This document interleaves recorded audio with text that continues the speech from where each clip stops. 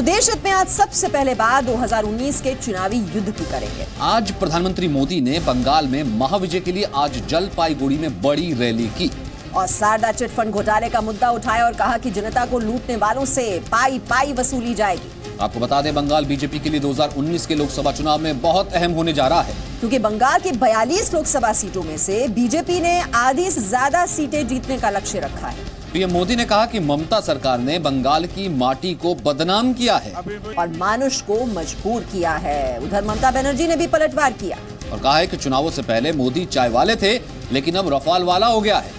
BJP और ममता बनर्जी के बीच जिस तरह की ये सियासी लड़ाई चल रही है, उससे साफ है कि इस बार बंगाल में सीधी टक्कर मोदी और ममता के बीच ही होने जा रही है। पीएम मोदी ने आज शारदा चिट फंड घोटाले का जिक्र किया और कहा कि जनता को लूटने वालों से पाई पाई का हिसाब किया जाएगा। मोदी ने ममता बनर्जी के धरने का भी जिक्र किया और कहा कि ममता बनर्जी को दिल्ली जाने की जल्दी है।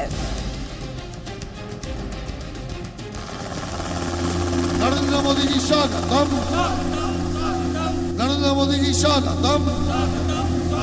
पूरे क्षेत्र को भारत माता के भोलेनाथ का आशीर्वाद प्राप्त है।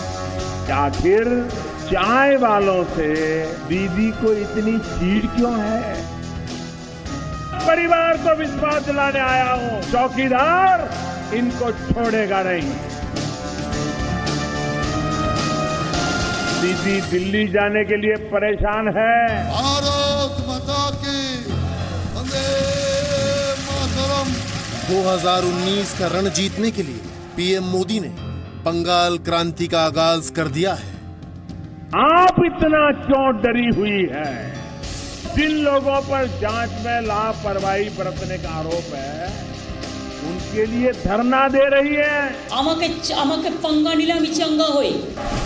क्या मोदी ने बंगाल जीतकर 2019 की जीत का रास्ता बनाने की ठानी है? कितनी भी संख्या में आकर धरना दे दे, गरीबों को लूटने वालों का पाई पाई का हिसाब लिया जाएगा। ममता के गढ़ को ध्वस्त करके बंगाल विजय का प्लान क्या है?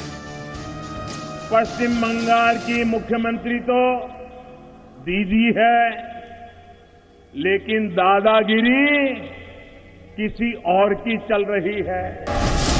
बंगाल की 42 सीटों के लिए इस बार मोदी और ममता में सीधी टक्कर होने जा रही है। देश में लोकतंत्र है जो पश्चिम बंगाल पर भी लागू होता है। बंगाल में बीजेपी पूरी ताकत झोंककर दीदी के किले को गिराने जा रही है। तो देख रहे हैं आप, बीजेपी बंगाल में ममता बनर्जी पर एक के बाद एक प्रहार कर रही है।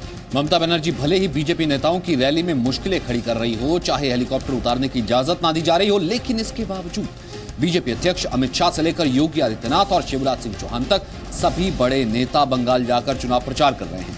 आपको बताते हैं, बीजेपी ने ममता को बंगाल में घेरने का क्या प्लान बनाया है।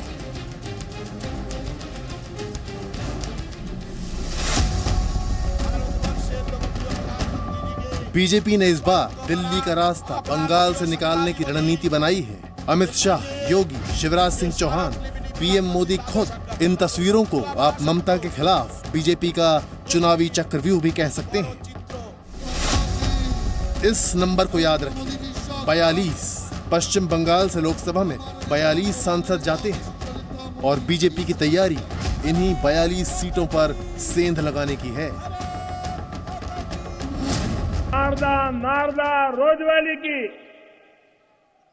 ये ठगी के शिकार हर परिवार को विश्वास दिलाने आया हूं कि चौकीदार इनको छोड़ेगा नहीं। मोदी हटाओ, देश बचाओ। मोदी ने अब महागठबंधन को महामिलावट कहना शुरू कर दिया है। तैयारी जनता को यह बताने की है कि मोदी से परेशान होकर भ्रष्टाचारियों ने गठबंधन कर लिया है। महामिलावट है, उस महामिलावट में एंट्री का एक ही क्राइटेरिया है। आप बताओ, आप मोदी को कितनी गाली दे पाते हो? हमारा जो गठबंधन है, इसमें all are leader, everybody is the leader, everybody is the worker, everybody is the organiser. BJP Bengal को कितनी अहमियत दे रही है, इसका अंदाजा आप इस बात से लगा सकते हैं कि मोदी की एक हफ्ते में बंगाल में ये तीसरी रैली थी। इससे पहले मोदी ने 2 फरवरी को ठाकुरनगर और दुर्गापुर में भी सभा की थी। बंगाल के अंदर एक निर्मम, एक बर्बर, एक अराजक, एक अलोकतांत्रिक, एक असंवैधानिक सुश्री ममता बनर्जी के नेतृत्व की टीएमसी सरकार। पहले यूपी तो संभाले, यूपी में कितना लोगों को मार दिया, पुलिस को भी मर्डर कर दिया, कितना किसान आत्महत्या किया है। बीजेपी बंगाल में फ्रंट फुट पर खेलकर ममता दीदी को बैक फुट पर धकेलने की तैयारी में है। ब्यूरो रिपोर्ट, जी मीडिया।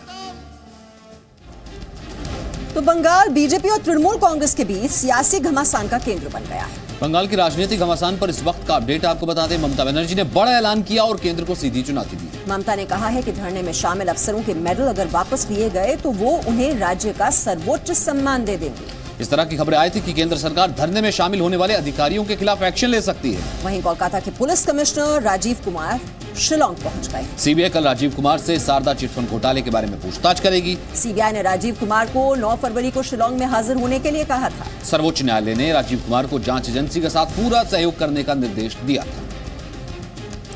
और पिछले कुछ वक्त से बंगाल लगातार टीवी और अखबारों की हेडलाइन में दिखाई दे रहा होगा आपको। आप समझिए कि बीजेपी और महागठबंधन के लिए क्यों अहम है बंगाल।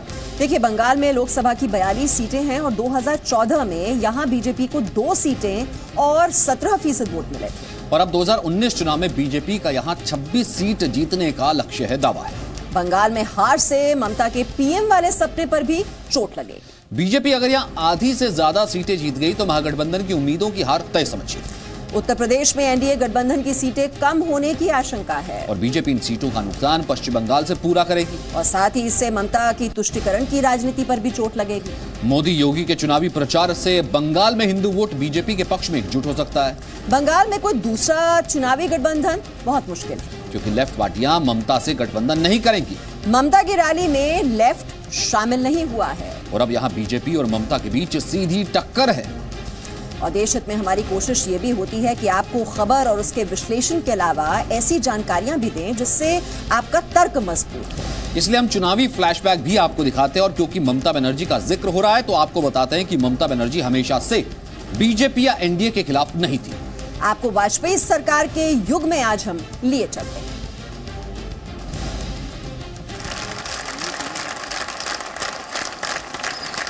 मैं अटल बिहारी वाजपेयी ईश्वर की शपथ लेता हूं। वो साल 1999 था जब एनडीए की सरकार बनी। तब जयललिता और ममता बनर्जी ने वाजपेयी सरकार को समर्थन तो दिया मगर हमेशा सरकार के लिए सिरदर्द बनी रही। ममता जब रेल मंत्री थी तब पेट्रोल डीजल के दामों में बढ़ोतरी को लेकर सरकार से नाराज हो गई थी। उस वक्त दीदी को मनाने जॉर्ज फर्नांडिस को कोलकाता भेजा गया था। जॉर्ज फर्नांडिस इंतजार करते रहे लेकिन ममता बनर्जी उनसे नहीं मिली। पूर्व प्रधानमंत्री अटल बिहारी वाजपेयी ने ही ममता को अग्निगणना कहकर पुकारा था। ममता बनर्जी ने पश्चिम बंगाल की तत्कालीन बुद्धदेव सरकार को बर्खास्त करने की मांग एनडीए सरकार से की थी लेकिन वाजपेयी और तत्कालीन गृह मंत्री आडवाणी से कोई भरोसा नहीं मिलने पर वो फिर नाराज हो गई थी। 2001 में उन्होंने एनडीए सरकार से गठबंधन तोड़ दिया लेकिन 2004 में फिर से एनडीए से जुड़ी और कोयला और खदान मंत्री का पद संभाला। उन्होंने 2009 में फिर से यूपीए का साथ दिया और फिर 2012 में यूपीए से अलग हो गई।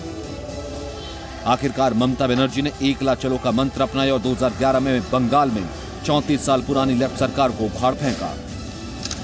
ब्यूरो रिपोर्ट, जी मीडिया।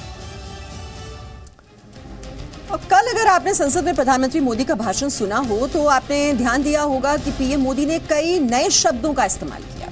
आपको दिखाते हैं कि पीएम मोदी ने महागठबंधन को नया नाम दिया। उन्होंने कहा कि महागठबंधन नहीं महामिलावट है। पीएम मोदी ने चौकीदार चोर है पर भी पलटवार किया, कहा उल्टा चोर चौकीदार को डांटे। पीएम मोदी ने कांग्रेस के 55 साल के शासन का जिक्र किया और कहा कि 55 साल का सत्ता भोग बनाम उनकी सरकार का 55 महीने का सेवा भाव। पीएम मोदी ने बीसी और एडी का भी मतलब समझाया जिसके जरिए उन्होंने परिवारवाद पर चोट की। पीएम मोदी ने कहा बीसी का मतलब है बिफोर कांग्रेस और एडी का मतलब है आफ्टर डायनास्टी। कांग्रेस राज के दौरान महंगाई को लेकर भी पीएम मोदी ने प्रहार के लिए कहा। महंगाई पर जो 2 गाने मशहूर हुए वो कांग्रेस सरकार के दौरान ही आए थे। पहला गाना याद कीजिए, कौन सा था सचिन? कुछ बचा तो महंगाई मार गई और दूसरा महंगाई डायन खाए जात है, ये दूसरा गाना। पीएम मोदी ने यह भी कहा कि कांग्रेस भंग करो गांधी जी का विचार था। बात राजनीति की और खासकर पश्चिम बंगाल की हो रही है तो हम आपको कोलकाता में जन्म लेने वाले महान कवि, साहित्यकार और नोबेल पुरस्कार विजेता रविंद्रनाथ टैगोर के 3 अमूल्य वचन आज बताएंगे। रविंद्रनाथ टैगोर विश्व के एकमात्र ऐसे महान रचनाकार हैं जिनकी 2 रचनाएं 2 देशों के राष्ट्रगान बने। भारत का राष्ट्रगान जन गण मन और बांग्लादेश का राष्ट्रीय गान आमार सोनार बांग्ला टैगोर की ही रचनाएं। अब टैगोर के 3 संदेश आपके बहुत काम आएंगे। टैगोर ने कहा था कि सिर्फ खड़े होकर पानी को ताकते रहने से आप समंदर को पार नहीं कर सकते। संदेश यह है कि सिर्फ सोचिए मत, लक्ष्य भेदिए। टैगोर ने यह भी कहा था कि हर एक कठिनाई जिससे आप मुंह मोड़ लेते हैं एक भूत बनकर आपकी नींद में बाधा डालेगी। इसका अर्थ यह है कि मुश्किलों से भागिए मत, लड़िए।